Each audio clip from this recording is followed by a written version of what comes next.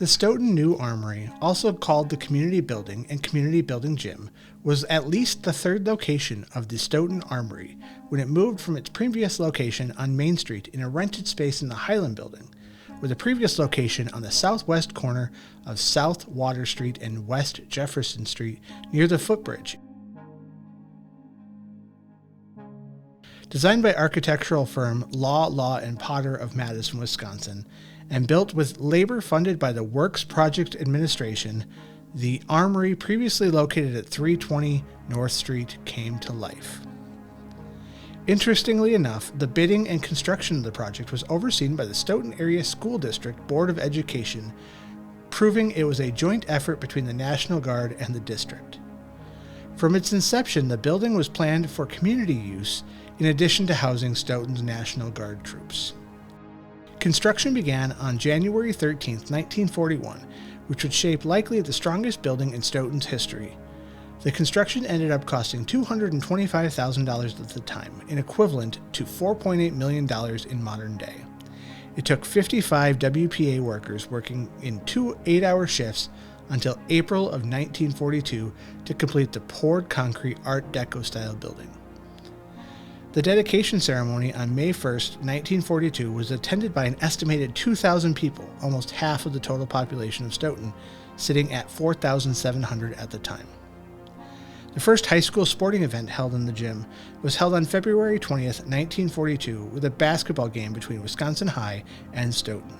On Friday, July 3rd, 1942, the first community social event, a dance, was held, sponsored by the Veterans of Foreign Wars, with all proceeds going to maintaining the Armory. The large building, which was the largest of new armories in Wisconsin built in that time frame, had a lot of rooms and functions, including a basement which had public restrooms, a lounge, 2 game rooms, and a rifle range which later became a wrestling practice room. The first floor had a kitchen, community room, music room, and practice rooms, with a lobby that led to the locker rooms, shower, and the over 9,000 square foot gymnasium. The second floor had the National Guard quarters, locker and shower rooms, caretakers' rooms, enlisted men's room, instruction rooms, office and supply rooms, which later became classrooms and school district office space. Newspapers from the time talked about banquet spaces that could hold 250 people, as well as a band room that could be combined into the banquet space for more than 300 people. For many years, it was the largest event venue in Stoughton, hosting meetings, lectures, conferences, performances, banquets, dances, sporting events, and immunization clinics. The building also was the rehearsal and performance space for the Stoughton High School Norwegian dancers from their inception until they moved into the high school. As part of tradition, they performed their annual Set in Mai performances at the gymnasium until its demolition.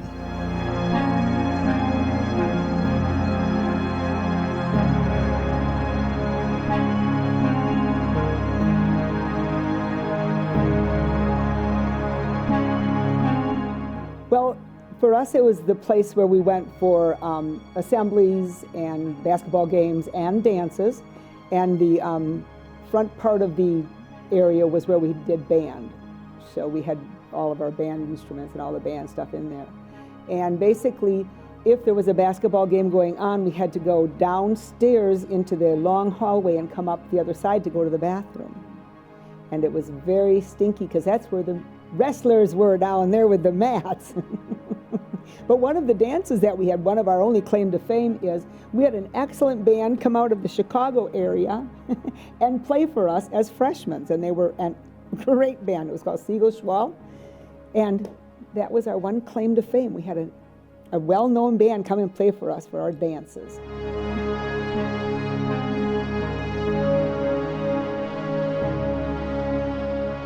My first memory of the community building occurred in about 4th grade when we would go there every Saturday morning for a youth basketball program. Amazingly enough, I got to play at halftime of one of these games, and I scored a basket. Basketball games were huge at the community building in the early 60s, mostly because Dan Moser was on the team, and he was a spectacular athlete, and he was also an All-American, not just All-State, but he was an All-American, so everybody went there. And at the end of the basketball court, in one far end corner, was the area where all the little kids, middle school kids, got to sit. Down in the basement, there was the infamous wrestling room.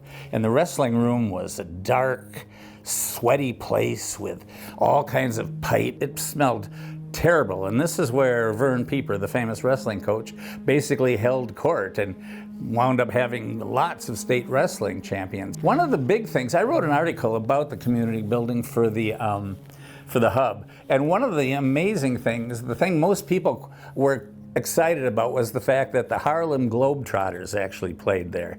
I think they may have even played there more than once, but in talking around, everybody remembered going to that, and that shocked a lot of younger folks because that was the heyday of Metal Lark Lemon and his amazing hook shot, and it was just one of those things. And I think they brought along the Washington Generals, the team that they beat wherever they went. But anyhow, it was a big event for Stoughton. And the other thing they had was a thing called donkey basketball, and actually it's still in existence. One of the companies is from Wisconsin, and there's one in New York. And basically, they travel around with donkeys, and they convince celebrities, maybe school board members, teachers, celebrities in the community to form a donkey basketball team, and then they provide a team that they play against. And the whole thing is they have to ride donkeys while playing basketball, scoring points and stuff like that. So, of course, it was there. Hilarity ensued because it was so awkward, and everybody likes to see,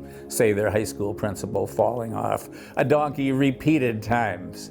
There was another thing called the Fireman's Ball.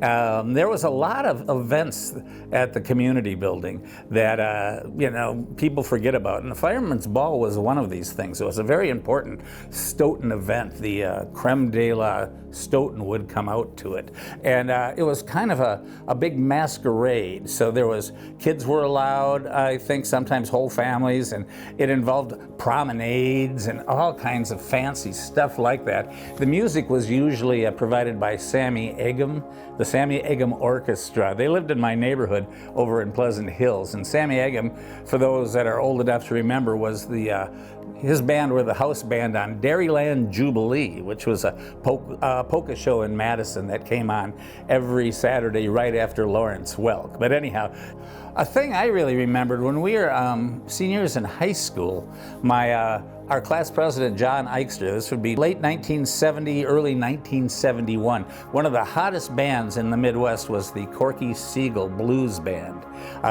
Siegel Schwal Blues Band, they were called. And they played a lot of venues, a lot of festivals, and John decided Stoughton, our class, should hire them to play at the community building. And he managed to get them to play there, and it was a sold-out house. Everybody from Madison came down. It was a giant event, and it was a really successful thing. I met Corky Siegel years later, and he still, when I brought it up, he remembered. He really marveled at the fact that a bunch of high school kids were able to pull this off. By the way, Corky Siegel just closed out the Opera House season last spring. He does blues harmonica with some classical music folks, and he's 80 years old now, so that was a while back. I remember our high school principal was introduced to Corky Siegel, and he said, "Porky Seal?" And we were so terribly embarrassed because we were seniors in high school and wanted to be pretty cool. I got to be a substitute school teacher before the pandemic. I subbed for 5 years. And my favorite subbing experience was at the middle school. I got the keys to the community building and got to go over there and shoot baskets and blow a whistle. And it was so reminiscent of almost 50 years before when I used to go there and play basketball as a little kid. So, I mean, there's just a lot of nostalgia about it. All the band stuff was there, Mildred Gardner's band room, which is now a weight room.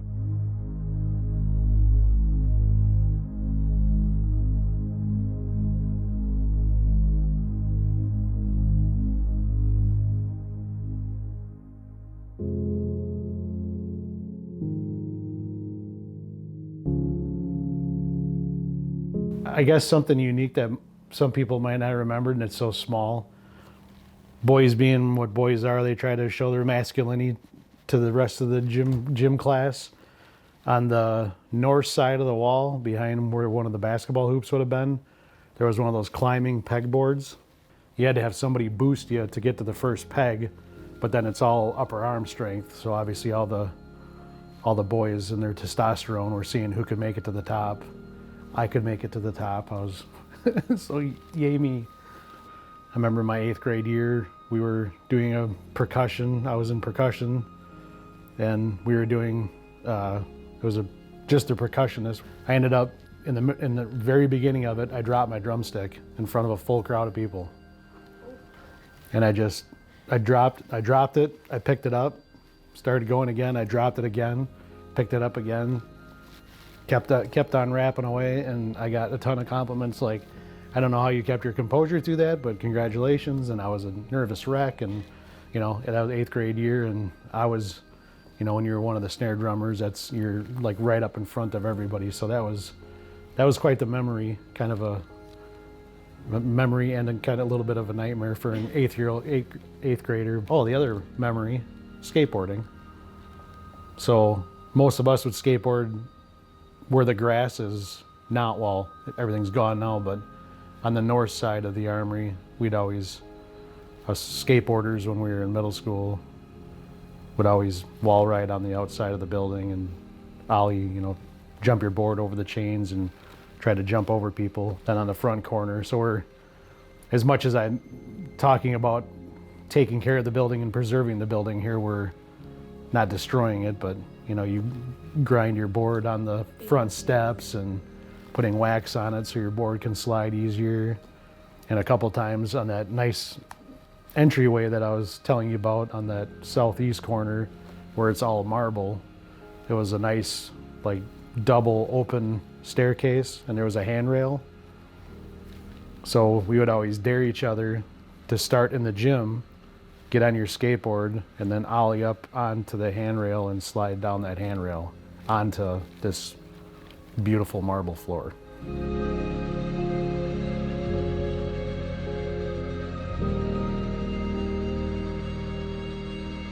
For any military person or veteran that shows up somewhere that you see something military, and if it's being taken care of and people are honoring it, it makes it feel like we've done our job, fighting for what so when we come home and see that kind of stuff, that people are saluting the flag, people are placing it, that building's just as important as the Pledge of Allegiance to a lot of veterans. Because it was like there's probably a lot of people that don't even know that there was a Stoughton National Guard. So that building is, it's historical just in that fact.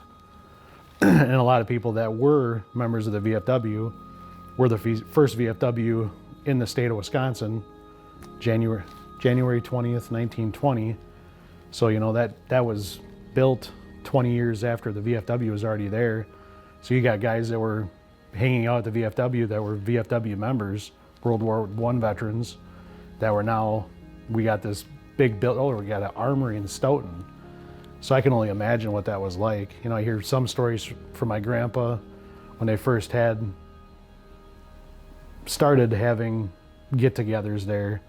The Stoughton VFW was the first actual event that they had there and that was 1942, which is pretty cool. So I would imagine that they really liked having that big of a building. Because back then, the VFW wasn't nearly the size of it that it is now. That thing's been added on to 3 times, 4 now. So back then, I imagine that's like, we're getting together at the Armory, and that would just be cool. Well, it is cool. We got to do it too. The thing that's great is just the solidity of the thing, because it's a piece of Art Deco history. It makes us kind of nostalgic to see it go. Almost 82 years after the building went up, demolition began on Thursday, March 9th, 2024. The plans for the site of this famous building is a parking lot and drop-off circle for River Bluff Middle School, as well as providing space for a gymnasium addition to River Bluff Middle School.